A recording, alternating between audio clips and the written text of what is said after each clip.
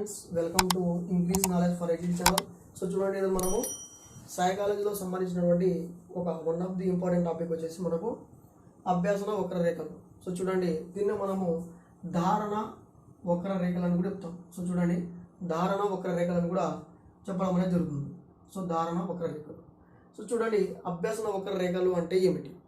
So మీకు అభ్యాసనం అంటే తెలుసు, నేర్చుకోవడం. సో ఈ విధంగా నేర్చుకున్నటువంటి ఒక కాన్సెప్ట్ని లేదా ఒక సబ్జెక్ట్ని మనము ఎంతవరకు నేర్చుకున్నామో, సో మనం ఎంతవరకు నేర్చుకున్నామో అని చెప్పేసి ఒక గ్రాఫ్ సహాయంతో, ఒక రేఖ సహాయంతో మనం తెలుసుకోవడాన్ని ఏమంటామంటే దాన్ని మనం వక్రరేఖలు అని చెప్తాం. అర్థమవుతుందా? సో గ్రాఫ్ రేఖ చిత్రం పరంగా మనము ధారణ అనేది చూసుకుంటాం. ఆ కాన్సెప్ట్ మనకు అభ్యాసన వక్రరేఖలు అని చెప్పడం అనేది జరుగుతుంది. సో చూడండి, ఈ అభ్యాసన వక్రరేఖలు కాన్సెప్ట్ ప్రకారం మనకు దీనివల్ల యూజ్ ఏమన్నా ఉందంటే చాలా యూజ్ ఉంది. ఎందుకంటే మనం ఎంతవరకు నేర్చుకున్నామో తెలుసుకోవచ్చు. సో మనం నేర్చుకున్నటువంటి కాన్సెప్ట్ ఎంతవరకు వెళ్ళింది, సో మనం ఏ లెవెల్లో ఉన్నామని తెలుసుకోవడానికి కూడా అభ్యాసన వక్రరేఖలు ఉపయోగపడతాయి. అదేవిధంగా మనకు 2-3 సబ్జెక్టులు ఒకరోజు చదువుతూ ఉంటే ఈ సబ్జెక్ట్ మనం ఎంతవరకు నేర్చుకున్నాం, సో ఈ సబ్జెక్ట్ ఎంతవరకు నేర్చుకున్నాం, దీనికి దానికి పోలిక భేదాలు తెలుసుకోవడానికి కూడా మనకు అభ్యాస వక్రరేఖలు అనేవి చాలా ఉపయోగపడతాయి. అర్థమవుతుందా?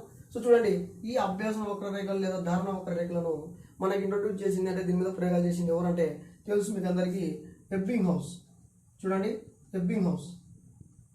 మనకు ఎబ్బింగ్హౌస్ అనే మనోవిజ్ఞాన శాస్త్రవేత్త ఈ అభ్యాసన వక్రరేఖలు లేదా ధారణ వక్రరేఖల మీద ప్రయోగాలు చేయడం అనేది జరిగింది. ఈ విధంగా ప్రయోగాలు చేస్తూ ఈ అభ్యాసన వక్రరేఖలు మనకు 3 టైప్స్ అనేవి ఉంటాయి. సో 3 రకాలుగా ఉంటాయని చెప్పడం అనేది జరిగింది. అర్థమవుతుందా? సో చూడండి, 3 రకాలుగా ఉంటాయి. అసలు ఈ అభ్యాసన వక్రరేఖలు అంటే మనము దేన్ని ఆధారంగా చేసుకొని కొలమానంగా తీసుకుంటామంటే, ఒకటి మనం కాలం లేదా ప్రయత్నాల సంఖ్య ద్వారా తీసుకుంటాం. సో ఇంకోటి ఏంటంటే దక్షత లేదా నిష్పాదన, అంటే మనం చేసేటువంటి ప్రిఫరెన్స్ అంటే పర్ఫార్మెన్స్ అనమాట. సో వీటి ద్వారా మనము గ్రాఫ్ని ఏర్పరచుకొని మన లెవెల్ ఎంతవరకు ఉందని తెలుసుకోవడానికి ఉపయోగపడేటివే అభ్యాసన వక్రరేఖలు. సో చూడండి, కాలం ప్రయత్నాల సంఖ్యను ఎల్లప్పుడూ మనము ఎక్స్ అక్షంపై పెట్టుకోవాలి గ్రాఫ్లో. సో దక్షత లేదా నిష్పాదన మనకు వై అక్షం పైన పెట్టుకోవాల్సి ఉంటుంది. సో గ్రాఫ్ రేఖాచిత్రంలో గుర్తుపెట్టుకోండి. ఈ విధంగా మనకు వీటిని ఆధారం చేసుకొని మనము గ్రాఫ్ గీయాల్సి ఉంటుంది. సో రేఖాచిత్రాలు గీయాల్సి ఉంటుంది. సో అభ్యాసం వక్రరేఖలు దాన్ని ఇంప్లిమెంటేషన్ చేయాల్సి ఉంటుంది. సో చూడండి, ఈ విధంగా మనకు ఎబ్బింగ్హౌస్ ప్రయోగాలు చేసి 3 రకాలుగా ఉండడం అని చెప్పింది. సో ఆ 3 రకాలు ఏంటివి? సో ఆ 3 టైప్స్ ఏంటివి అంటే, ఒకటి వచ్చేసి మనకు ఆరోహణ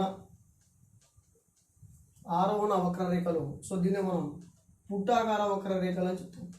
చూడండి, ఆరోహణ వక్రరేఖలు లేదా పుట్టాకార వక్రరేఖలు అని చెప్తాం. సో సెకండ్ వన్ వచ్చేసి మనకు అవరోహణ. చూడండి, అవరోహణ వక్రరేఖలు లేదా కుంభాకార.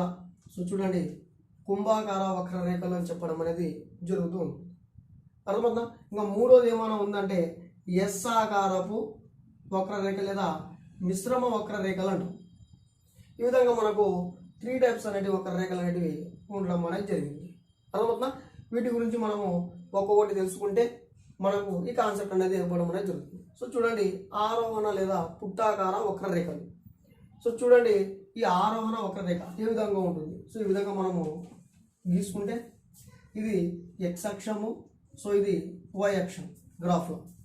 చూడండి, ఈ ఆరోహణ వక్రరేఖలో ఫస్ట్ చూడండి, ఇక్కడ ఎక్స్ అక్షం పైన కాలం ఉంటుంది, ప్రయత్నాల సంఖ్య ఉంటుంది, ఇక్కడ దక్షత ఉంటుంది, అదేవిధంగా నిష్పాదన మన పర్ఫార్మెన్స్ అనమాట ఇక్కడ ఉంటుంది ఎక్స్ అక్షం పైన, వై అక్షం పైన.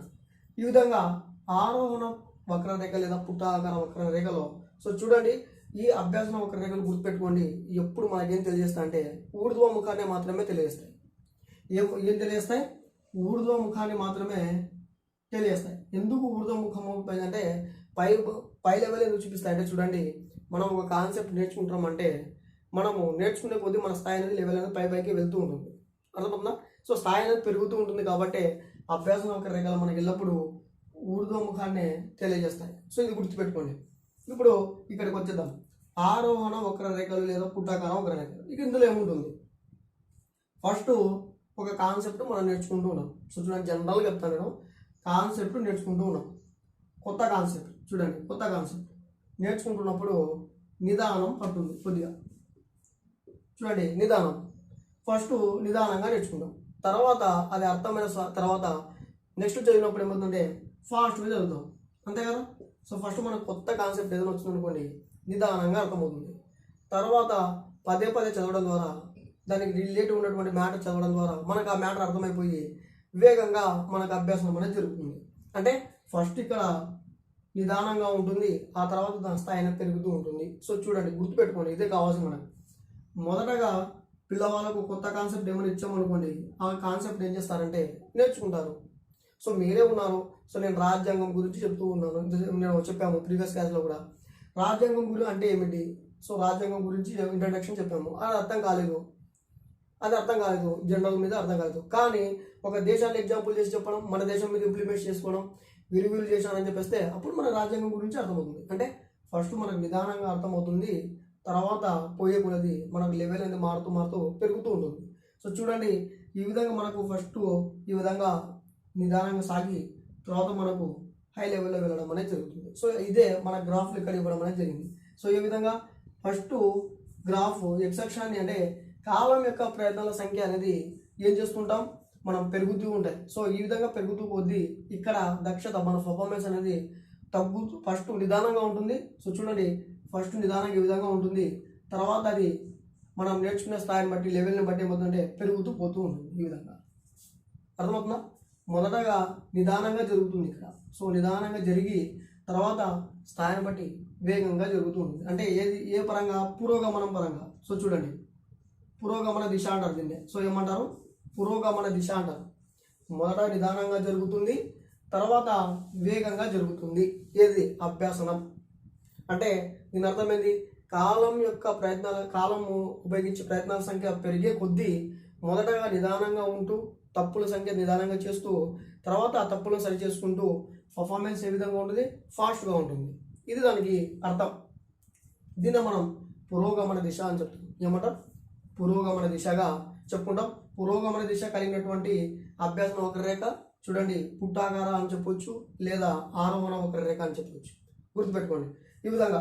సో చూడండి, ఎగ్జాంపుల్ తీసుకుంటే జనరల్గా మనం చెప్పుకుంటే రాజు అనే ఒక విద్యార్థి మొదటగా ఉన్నటువంటి కాన్సెప్ట్ని నిదానంగా చదువుతూ సో తన స్థాయిని పెంచుకుంటూ చివరకు ఆ కాన్సెప్ట్ని వేగంగా నేర్చుకున్నాడు. సో ఇది ఏ అభ్యాసం వక్రరేఖ కిందకి వస్తుందంటే పుట్టాకార వక్రరేఖ కిందికి వస్తుంది, లేదా ఆరోహణ వక్రరేఖ కిందికి రావడం అనేది జరుగుతుంది. ఇది మనకు ఉన్నటువంటి ఆరోహణ లేదా పుట్టాకార వక్రరేఖ గురించి. సో ఇక్కడ మెయిన్ ఏమంటే మొదట నిదానంగా జరుగుతుంది, తర్వాత కాలం బట్టి వేగం అనేది పెరుగుతుంది. దీనిలో అభ్యాసనంలో దీన్ని మనం ఆరోహణ వక్రరేఖ లేదా పుట్టాకార వక్రరేఖగా చెప్తాం. ఇది అర్థమైందా. సో నెక్స్ట్ చూసుకుంటే మనం అవరోహణ కాడికి రావాలి.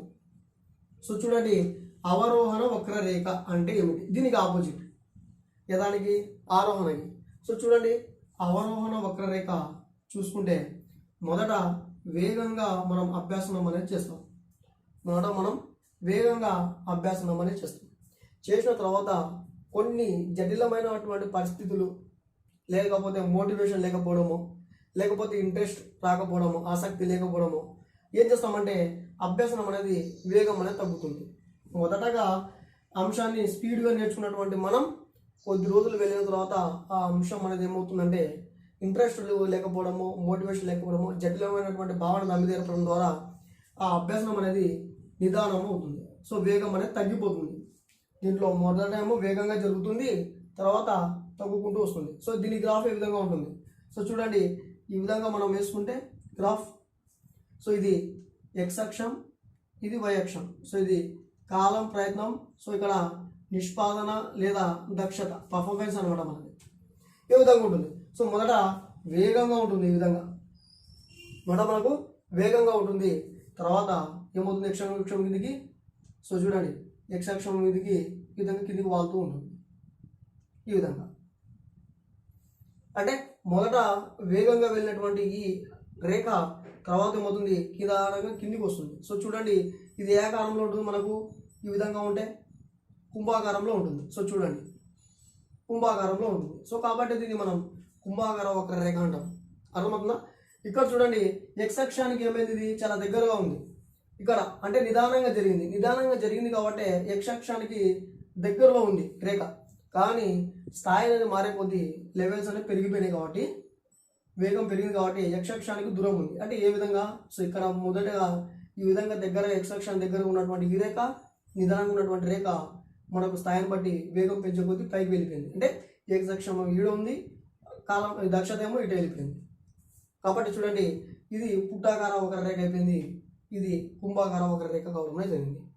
ఎక్స్ అక్షానికి దగ్గరకు వస్తేనేమో మనం చదివే కొద్దీ ఎక్స్ అక్షానికి దగ్గరికి వస్తుందంటే అది అవరోహణ కిందకి తీసుకోవాలి.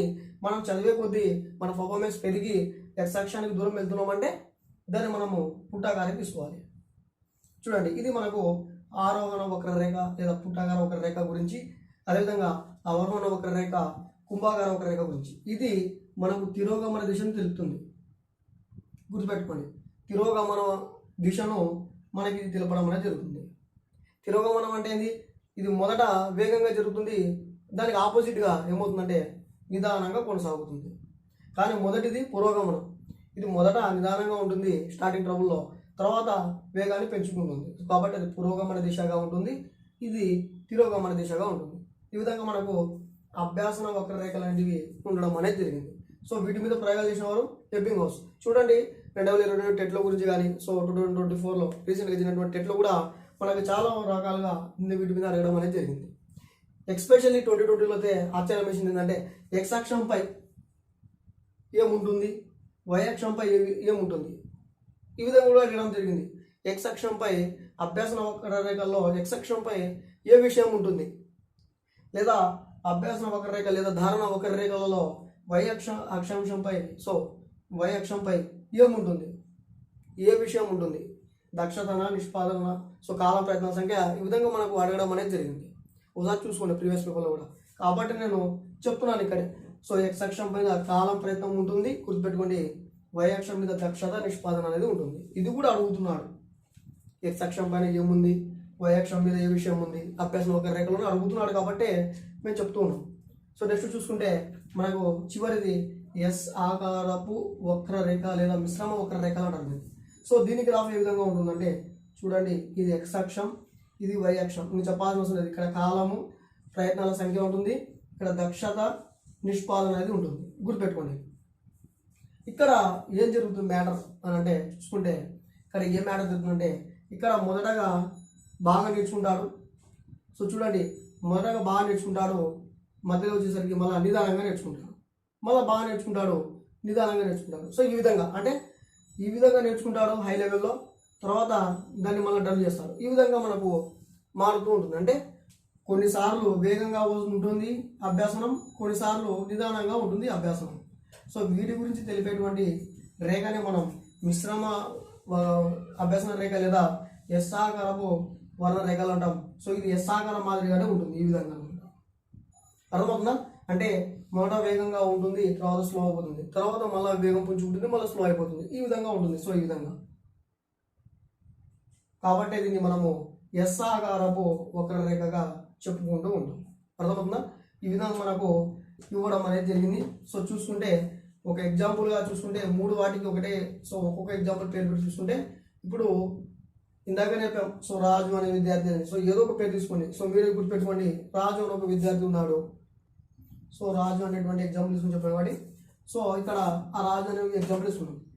ఇక్కడ 6వ ఒక రెగ్యులేట్ జరుగుతుంది. సో ఆ విద్యార్థి మొదటగా అంశాన్ని ఏం చేస్తాడంటే నెమ్మదిగా నేర్చుకుంటాడు. నెమ్మదిగా నేర్చుకున్న తర్వాత వేగాన్ని పెంచుకుంటాడు, అంటే అభ్యాసన వేగం అనేది పెరుగుతుంది. ఇక్కడ ఈ 6వ వక్రరేఖలు లేదా పుటాకార వక్రరేఖలు. అదే రాజు అనే విద్యార్థి మొదట ఆ అంశాన్ని ఏం చేస్తాడంటే వేగంగా నేర్చుకుంటాడు.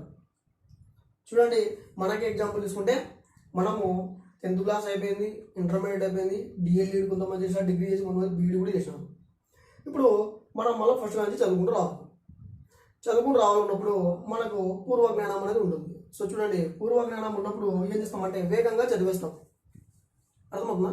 వేగంగా కాన్సెప్ట్ వెళ్ళిపోతుంది. సడన్ క్లాస్లో మనం నెమ్మదిగా పోవాల్సి వస్తుంది, ఎందుకంటే కొత్త కాన్సెప్ట్ తగిలి ఉంటాయి. అర్థమవుతుందా. అప్పుడు అభ్యాసం అనేది కొద్దిగా నెమ్మదిస్తుంది.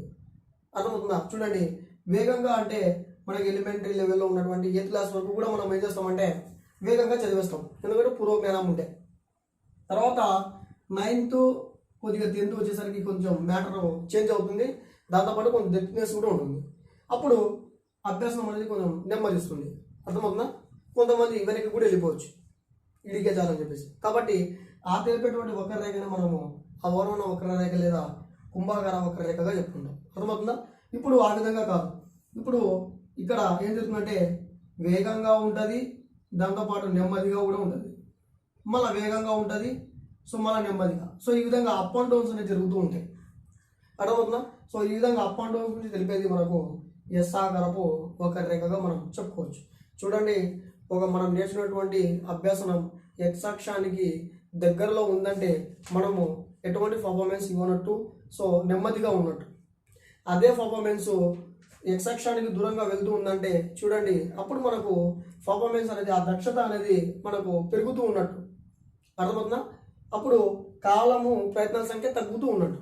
కాబట్టి గుర్తుపెట్టుకోండి, మీకు ఈ విధంగా కూడా అప్లికేషన్ మెథడ్లో అడిగే ఆస్కారం ఉంటుంది.